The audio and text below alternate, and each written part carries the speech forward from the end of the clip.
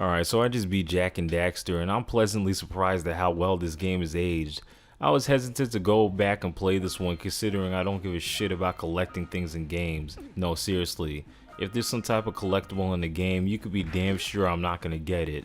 I'm just a lazy bastard when it comes to stuff like that. Jak and Daxter is a platformer all about collecting shit, which is why me 100%ing it is kinda blasphemous. But damn, Naughty Dog actually made collecting these floating eggs and power cells fun.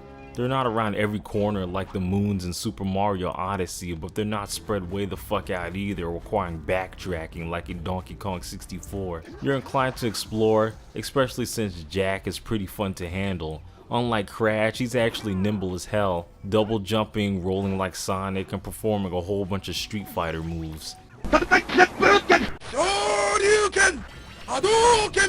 This game is an open world platformer, meaning that every area is interconnected. It's at a buttery smooth 60 frames, and there's like no load times. I don't know how the hell Naughty Dog did that, but I greatly appreciate it because if there's one thing that irks me, it's when my gaming time is interrupted by load times and death screens that throw salt in the wound.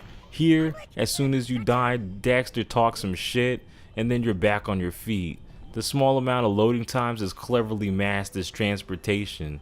The game is also pretty easy. There's no lives, and even when you die, everything you've collected will stay collected. And thank God, because these bike levels would have been a pain in the dick if you tried to get everything in one go. Also, Precursor Basin sucks donkey balls. Going after these damn rings gave me a goddamn migraine.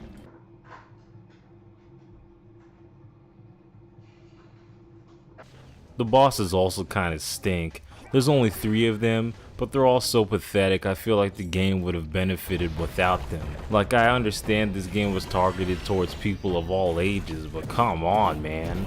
I didn't mention a damn thing about the story yet, but that's because it's a pretty straightforward, chosen one and animal sidekick save the world type of story. Well, at least towards the end. At first, Jak is going through all this shit just to turn Daxter back into a human. Talk about a ride or die friend, especially since he's going through all this hazardous terrain in what appears to be sandals. Don't know why Naughty Dog gave him the Link treatment. A couple of lines wouldn't have hurt, but I guess they wanted to emphasize Daxter as the shit-talking comic relief. It sucks that you can't skip cutscenes, but the cutscenes are generally short and the humor is pretty charming. I can't point to anything specifically, but it reminds me of a bunch of Nickelodeon cartoons I used to watch as a kid. The stretchy, expressive animation adds to that. Anyway, that's all I gotta say about this. Retropolis Zone has the best review on YouTube about this game, so if you nerds want an in-depth hour and a half long review, watch that.